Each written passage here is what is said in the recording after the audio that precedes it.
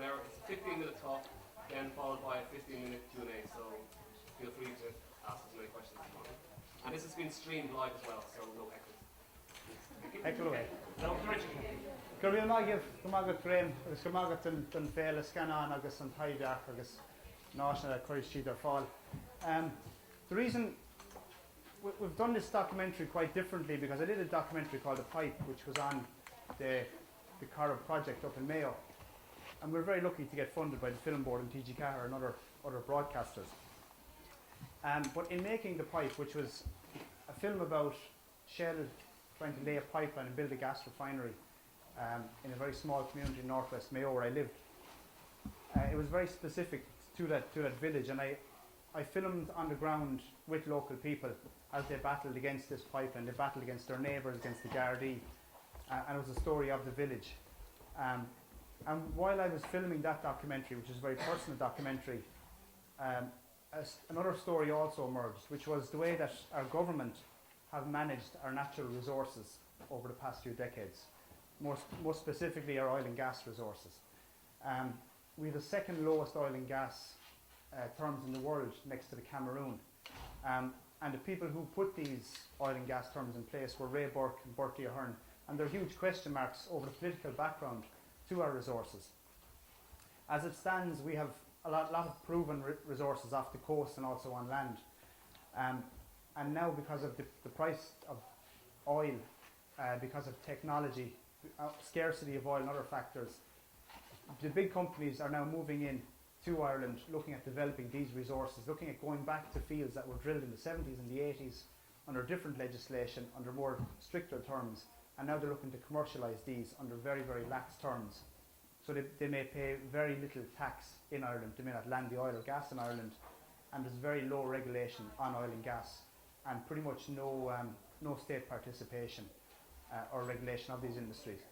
So when I was researching for this, I tried to contact the former Minister for Energy, who's a guy called Justin Keating, and I was lucky to interview him a year before he died in 2008. So we're just going to play a short clip from Justin Keating, and this is what kind of inspired me to start trying to make a documentary about the wider oil and gas situation, also looking at Norway and looking at Canada and other countries around the North Atlantic who'd managed their oil and gas very, very differently. So that was my inspiration to start this documentary. So if you can play a quick clip of Justin Keating there, Graham, on the screen, it should pop up. Justin Keating introduced oil and gas terms in 1975, which are very much along the lines of the Norwegian terms. And the Norwegians have very, very strict conditions on the oil and gas companies. When the oil and gas companies came to Norway, first they told the Norwegian government, you know, we're not, unless you give us very easy terms, we're going to leave the country. But they didn't. And they actually signed up to the Norwegian terms. So that was one thing that struck me from Justin Keating. If you put very harsh terms on the oil companies, if the oil is there, they'll still come and they will drill.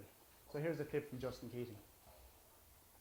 I came to realise that we couldn't abdicate our authority and power and responsibility and give it to the big oil companies, which was really the previous situation.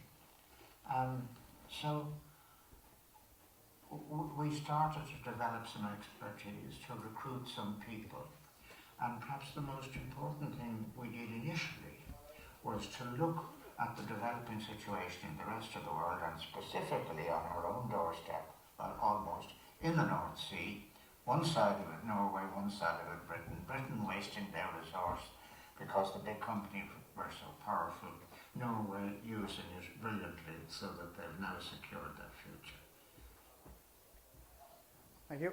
So, following Justin Keating's very tough legislation being put in place, successive Fianna Fáil administrations dismantled Justin Keating's oil and gas terms, taking away state participation, taking away royalties, and bringing the corporation tax down to 25%, 100% of which can be written off through development costs and other costs associated with it.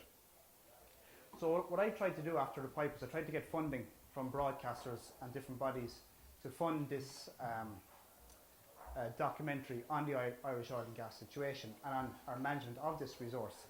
and I found it very, very hard to get funding. I jumped through hoops for various broadcasters, and it became very obvious that they just didn't have an appetite for a documentary on this subject.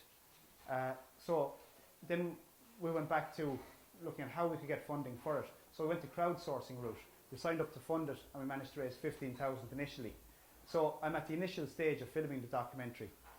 I've been to Norway since, and to Newfoundland, and what's become very clear is that countries, and there are various different stages of their oil and gas development. Norway have been drilling since the late 60s. They've had commercial finds since the late 60s. With Newfoundland, it's since the 90s. We're just on the cusp of that. And what's come very clear is that no matter what stage, let's say, the commercialisation happens, when a country takes a very strict line with the oil companies, despite their threats, they always stay. So the countries that take a very strict line with the oil companies end up doing very well out of the oil and gas industry. The countries who have weak politicians and who give in to what the oil companies demand, it ends up being a curse. The resource ends up being a curse, and has very negative results for the country. Now we've seen that with Corrib. We've seen the fallout from Corrib, and the complete disastrous management of Corrib by the Irish government. Also with Kinsale, I mean, we've generated very, very little tax from the Kinsale field, but at least we got something from that. I mean, it seems to have gotten worse over the years. So as I was filming in Newfoundland and Norway, I started filming with fishermen. In Norway, I filmed with this fisherman called Bjornar Nikolaisen. And we think that Norway manages their oil and gas very well and their resources. They do. Their energy, their fishing, their forestry, they manage very, very well. But even in Norway, they have issues. And one issue when I was filming in Norway became very clear was that the Norwegian fishermen are having huge problems now at the moment because of seismic.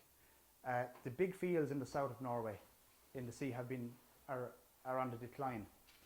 So that the oil companies like Statoil, the Norwegian state oil company, is moving north into the Arctic and trying to open up the Arctic for drilling. But in order to do that, what they have to do before drilling is they have these big ships that tow behind them these very large sonic guns. They basically send explosions of sound down into the sea, into the seabed, which bounces back up and gives you a profile of the different rocks and the different densities and layers involved. Now, that has a massive impact upon fish, upon cod, upon whales, any fish that have either sound organs that communicate through sound, that have swim bladders, or who use sound in various different ways. So you've had instances where you've had the shoals of cod and herring being massively disrupted. You've also had beaching of whales and dolphins. So what I'm filming in Norway is with the fisherman Bjornar and their battle with Statoil and with the Norwegian government in trying to preserve the Lofoten Islands in the Arctic from drilling, because it's very rich in fishing. It's a very rare ecosystem and very sensitive area. Then I went to Newfoundland because Ireland and Newfoundland share very, very similar geology. 200 million years ago, when the oil and gas bearing rock was laid down, all that separated us from Newfoundland, which is in the very easterly point of Canada, was a shallow tropical sea. And then over the last 200 million years, the continents drifted apart, so now the whole ocean separates us. But the geology off the coast of Newfoundland, off the coast of Ireland, is essentially very, very similar. Newfoundland in the 80s and 90s found very large oil fields, and they have begun producing them now. But it wasn't an easy task. The new province of Newfoundland had to take on the Canadian government and the oil companies, but there's some very good, very strong politicians. There was one premier of Newfoundland, Danny Williams, and he ordered all the Canadian flags to be taken down from government buildings because he threatened secession from Canada if Newfoundland didn't get a lot of control of resources and the regulation over the oil and gas industry. And in Newfoundland, there are large areas of Newfoundland which have been colonised by Irish fishermen. So you go to places in South Newfoundland and you meet one of these fishermen who I filmed with, who his accent it's like he's straight out of Waterford. Like he's saying, "How are you doing, boy? Do you want a cup of tea?" And you swear he's from Waterford. Because these little villages in Newfoundland have been very isolated over the past 200 years. They always depended on fishing. Communication was very poor, no roads. So they maintained their culture, their traditions and their accents. So it's very, very interesting. The fishing in Newfoundland collapsed. It was a cod fisheries. It collapsed in 1992 because of mainly overfishing. And that caused massive economic problems in those villages along the southern shores of Newfoundland. But at the same time, oil and gas was discovered, and because the government took a very strong line for employment for Newfoundlanders, for more revenue, for development infrastructure, what's happened is a lot of those villages have been reinvigorated. The fisherman I'm filming with, a guy called Charlie Kane, his son now works in the oil industry. He works in the rigs. He works 3 weeks on, 3 weeks off, and he's been able to come back, build a house in the village by his father, and raise a family there. So you do see when the oil industry is regulated and managed well, how it can be. There are advantages. Now, saying that, I'm also filming with a marine biologist over there, who is huge. He has huge concerns over regulation of the oil industry in Newfoundland. The fact that it's the industry, people from the industry have kind of colonized the regulator. So it's the industry regulating itself. There are huge problems with seismic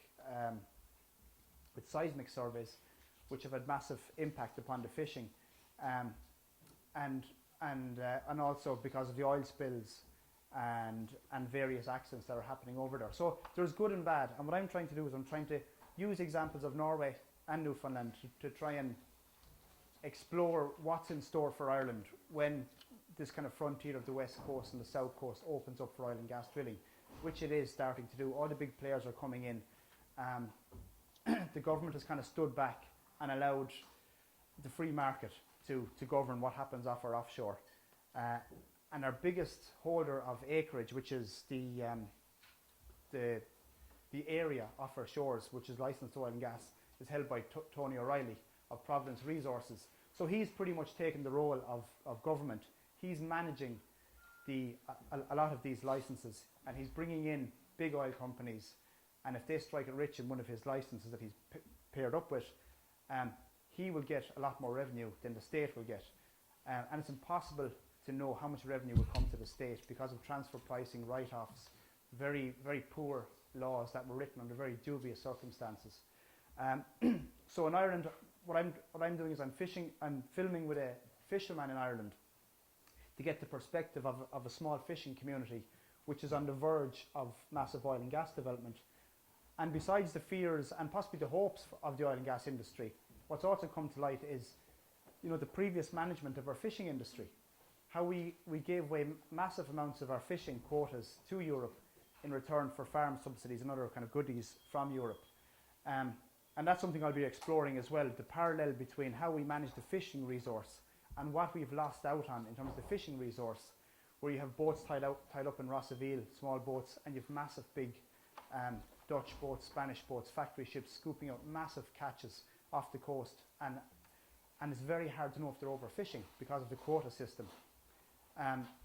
So I think it's very interesting to compare the management of the resource of the fishing to the management of the oil and gas, because we can make connections between how our culture of how we manage our oil and gas resources in Ireland. So that in a nutshell is what I'm trying to do in the documentary. We've bypassed the traditional route of getting a broadcaster in, and what we're trying to do is get normal people to support the documentary, to get involved in any way they can, either by funding or getting involved in the filming side, to support reaching out their website stuff. And it was very much crowd-funded, and hope to bring in financial support from film boards in Norway and Newfoundland.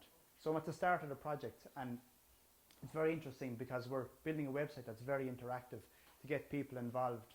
And if the broadcasters won't support us, we'll kind of design our own model to broadcast it whatever way we can. So that's my spiel. I hope I didn't go off on too much of a tangent. So I think the best thing is if anyone has any questions, and I'll do my best to answer them. And what I might do is if you ask a question, I might repeat it, because I have a microphone and you mightn't be heard, because we're streaming this as well. And I've brought DVDs at the pipe as well, so if anyone asks a question, they get a DVD. So, well, just to make people ask questions. So who's first? Kind of manipulation. Sorry? Manipulation of the crowd. Yeah, pretty much, yeah. I have to buy questions. Yeah? You mentioned at the end there that you were hoping to get support from Norway and Canada to help fund the dissemination of the film and broadcasting it. And given that you got 15,000 from crowdfunding in Ireland, did the funding bodies in Ireland respond since, and are they going to come in along with the Canadians and the Norwegians? Initially we got development funding from RT, and we had a very good commissioning editor who was very supportive. However, I suppose when I went upstairs to their bosses upstairs in RTE, for whatever reason, from which I'm not going to speculate, they became very negative to the idea, and RTE wanted to drop it. Even though I feel it's a very strong proposal, and it's very much in the public interest to explore this issue. I will plan going back to the Irish Film Board. I've no interest in going back to an Irish broadcaster. I think what we'll do is when the film is made, we'll take the film on the road. We'll get people who are supporters of the film to bring it to every town and village in the country, and have debates and discussions around the screening of the film. We'll bring people in through the website, through kind of live discussions on the website, through screenings on the website, and we'll try every single way we can to get this out there. Not looking for any money back in return when it's made, but any way we can get it out there, put it out there, and see what comes back, and get that debate going, and get people, picking up the film and showing it to people in their communities, and get that discussion going. So with regards to the broadcaster, that ship has sailed. There's no point going back trying to pander to them, trying to, beg and scrape that they'll take on this documentary, because even at this point, if they do, we don't want a broadcaster we don't want to fight over that editorial control with a broadcaster. The good thing about the Irish Film Board is that they've always been, well, in my experience, very independent, very supportive, and very open to different ways of producing and disseminating film. In Norway and Newfoundland, we still hold out hope for a broadcaster. In Newfoundland, we have a producer working with us in Newfoundland, and we've got letters of intention to support from the Newfoundland Labrador Film Commission and from CBC, the Canadian broadcaster. And we will approach Norway as well. So that's looking hopeful. And if that fails, we'll go to Norway, we'll go to Canada, and further afield try and source funding from, private funders, general public, any way we can, and beg and borrow favours too, because people have been very good to us, and we hope to use that goodwill and support to get this documentary where we want to get it. It's going to cost, if you were to put a monetary price on it, to do what we want to do would cost about 300,000. So that's kind of in a nutshell. But whatever way we do it, whether we can pay for that or not, we'll get there. It's just a matter of time. Do you find maybe it would be better if RT didn't kind of sign you? Would you be a bit more restricted with them if you want to be a bit more global? Yeah, well, the way it works there is that when a broadcaster funds you, they obviously would get the copyright, or not the copyright, they would get the rights to screen that film or documentary on their broadcaster and on the internet within the territory of Ireland. So, but you probably would retain, say, the theatrical rights. You'd have when theatrical we mean, just screening it somewhere like here, or in a cinema, or wherever. So you'd maintain those rights, but you'd give away the broadcast rights to a broadcaster. And often when you sign up with a broadcaster, you have to comply with their editorial say in it also. And that can be very restrictive and can lead to a lot of problems where something that you want in a documentary, they don't want it in for whatever reason. You have a lot more freedom, yeah. That doesn't mean that, let's say with this crowdsourced documentary, we hold the rights and the editorial control over it. We still can't libel people, We still have to get insurance, and we have to get legal checks and everything to make sure that it's fair, everything in it is fair to the people involved, which was just the case in The Pipe, where you might find that the version that was in the cinemas and DVD, there's a lot more in it than would be on the broadcast version. The broadcast version, there'd be certain bits that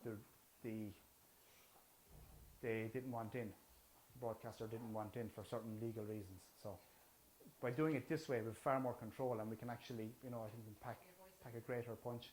Yeah, get your voice out there. Exactly. Yeah. Get it out unedited. Yeah. In what way are you hoping this documentary would change people's minds? I'm hoping people will start talking about it. We'll talk about the resource of oil and gas in Ireland, how it's managed, what the potential benefit of that can be, and also the potential downsides. And also to open up a wider debate also on our fishing resource, on our forestry resource, the wind resource, all these other resources which we seem to be very bad in this country at managing. You look at Norway, I mean, and how they manage not only the oil and gas, but their forestry, their fishing, and it's a completely different story. And you can see how a country benefits from that. One thing that did when I'm starting to shoot this, that did come very strong when I was researching the Irish side of it, is actually how interesting the fishing resource is, and how we can make a parallel between management of the fishing resource with the oil and gas resource. Like if you, I don't know what percentage of European waters we have, we're something around 20%, give or take. We've only something like 4% of the quotas. There's a website called EIS, a marine traffic. So basically every ship of a certain size has a transponder, and there's a website that shows this. Anytime you can click on the west of Ireland, and just outside the 12-mile limit, you see all these boats. You click on them, and they're registered in Spain, they're registered in Newfoundland, or not Newfoundland, sorry, Holland, other European countries, and they're massive ships. They're big factory ships that catch massive catches and process the fish on board and send it off to Europe. And it's very, very hard for the Irish authorities to actually know if they're overfishing or not, because in their countries the quota system is very different. It's distributed across organisations and not on one ship. So I mean, if the Coast Guard boards a fishing vessel, say a Dutch fishing vessel in our waters, outside the 12-mile limit, there's very little they can catch them up on. Whereas if they board an Irish fishing boat, even like the chief, the crab fisherman I filmed it for the pipe, the 45-foot wooden crab boat, he was boarded by the Navy. His logbook wasn't up to date or something. There was and he'd only a string of 30 pots. They sent him back to shore, and his boat was tied up for months after. So there's a massive kind of inequality between fishermen in Irish communities, which are really struggling to make a living, and these big companies who have these massive boats who are overfishing off the Irish coast. I think part of the documentary should reflect that and kind of spur more discussion on that as a kind of a comparable resource. We're okay for time, are we? Are we running out of it? One more question. How are we for time? You've got 6 minutes, 44 seconds. Oh, brilliant. Great. 40 seconds. There's a timer just here. I know, it's gone on sleep. That's why I asked. If I do this... Apple products. Yeah. No. Oh, there's a wave on it. Anyway, yeah, sorry. Next question. Has there been any rollback on Raymond Burke's legislation with the current government? Yeah, his question was there any rollback from Ray Burke's legislation? There hasn't really. There's been Eamon Ryan. The tax rate is 25% corporation tax in Ireland. And as you know, companies operating in Ireland under Irish tax law, they can avail of a lot of loopholes in our tax system, whereas something like Apple or Google or other companies, their stated tax rate might be 12.5%, but they might end up paying 1, 2, 3, 4%, maybe even a fraction of 1% in tax. And there's no reason to think that in the oil industry that'll be any different. In fact, it's probably easier. Irish oil and gas legislation is even easier. There are far more write-offs, and there are far more ways to push around profits and to not pay any tax. Because the oil and gas, I mean, it can be sold in different countries, and you can have transfer pricing. You can write off costs against, going back 25 years. So the potential is there for the oil companies to pay very, very little tax.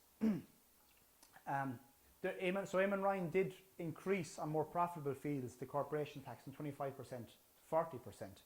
But I mean, it's impossible to know what effect that will have. Probably very minimal. And if a company is writing off massively on tax, raising the corporation tax won't actually clamp down on that. The only way to actually ensure that you get a certain amount of profit or a certain amount of revenue from a field is to introduce something like royalties, where you're kind of creaming off from source. So you're taking something like 25% of every barrel coming out of the ground, regardless of how much it costs to take that out of the ground, which they do in Norway. They're between 7 and 16% in royalties. They're actually phasing out royalties in Norway for different reasons, because Statoil is a 50% is a 50% owner of any well drilled in Norway. So if you, as a private company, go to Norway, not only do you pay 78% corporation tax, but if you find oil, automatically 50% of that is Statoil's. So you've got to work with Statoil. And the Norwegian people now have a fund of some 400 billion in a kind of a rainy day fund.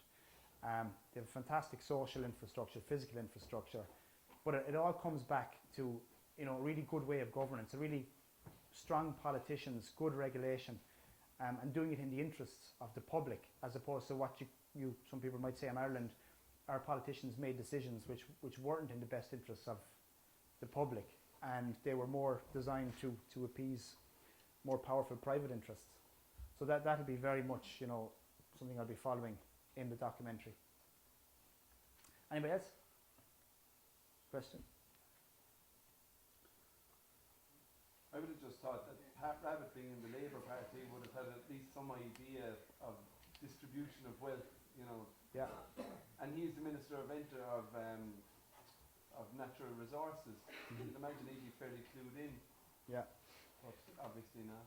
Yeah, well, I mean, Pat Rabbit and kind of Eamon Ryan before him, in opposition, they always campaigned that our oil and gas system was wrong, and that it needed to be changed, and was very much in favour of the private companies. But when they get into power, and they're surrounded by people in the department, all of a sudden they kind of quieten down about it. It seems they're wholly incompetent to deal with this issue of oil and gas, and they toe the line of the department, which is give the oil companies what they want.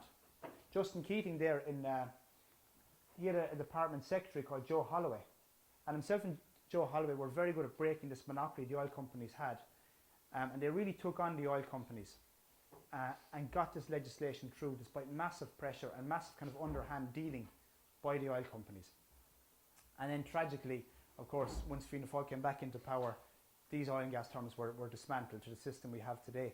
But Joe Holloway, the department secretary, was there right up until the time of Ray Burke, but he resigned under Ray Burke. And he told me that the oil companies, like Ray Burke told his people in the department, give them what they want. They were his words. Ray Burke was meeting with oil company executives in private, and he allowed the oil companies to dictate their own terms. And now Pat Rabbit for Labour is Minister for Energy. Pat Rabbit represents the Labour Party, which was supposed to represent the people, the ordinary common worker. And it's amazing that the response to the oil companies, they just do not want to take on the oil companies. Is it the power that the oil companies have? Is it that Pat Rabbit can see things very differently than we can? I don't know, and that's what I aim to explore in this documentary. I think we have time for one more question. Yeah. Here, and they're shying away. Okay. Yeah. Do you think the controversy in current gas will turn off or turn multinational oil companies away from exploration and developing oil? Well, there is that actually, yeah. Resource? I mean, we often think in Corrib, and it has been a real tragedy in the community and very, very destructive of what has happened because of Shell, Statoil, but more importantly because of how the Irish government handled it and allowed the small community to be isolated and pretty much to be treated in a terrible way. People can often forget, not that we should have sympathy, but people often forget the damage this has done to Shell, especially in Statoil. It's caused a massive reputational damage in Ireland and abroad. They'd sell off their petrol stations. It's been a massive embarrassment around the world for them. In a gas field that's not even producing. At least in Nigeria, they're getting their oil out of the ground and they're making money out of it, despite their bad publicity. It's been a massive mess. The original cost estimate for Corrib was $800 million. Now it's going to run to something like $3.5 billion at least, be at least 10 years behind schedule. And it's been a graveyard of careers for them. The other oil companies and the oil company lobby group in Ireland, you know, they'll tell you that they're really pissed off at Shell because of the way they've handled this, because of the arrogance which they've went in, you know, jailed farmers, tried to plough through this project, and and end up getting bogged down by a very, very small community, is that the, oh, that's it. But by a very small community, very dedicated, but also very, very intelligent people. We often see the physical element of Corrib and protesting and that, but we never really see the kind of the academic side, people taking court cases, going through planning hearings, all of that. And they've really given Shell a bloody nose. They've cost them billions, and they've forced Shell to do this in a much, much safer way. Even if the project is still going ahead, it's a far different project from when they started. Other oil companies, yeah, it has had a negative impact upon interest in Ireland. Corrib has. It very much shows up, even though it's a very small project on world terms, it does show up on the radar of an example of, you know, corporate mismanagement and corporate arrogance and stupidity.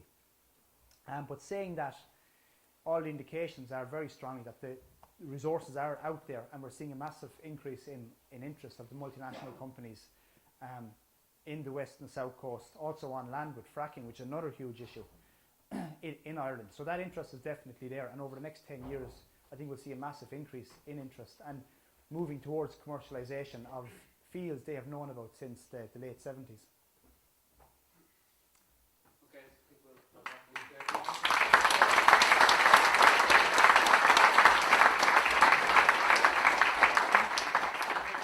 We're going to have a 5-minute break, and then we'll kick off the short films. The lights should come on momentarily. Well, not momentarily, 5 minutes. Everyone should have a voting card. Does everybody have a voting card?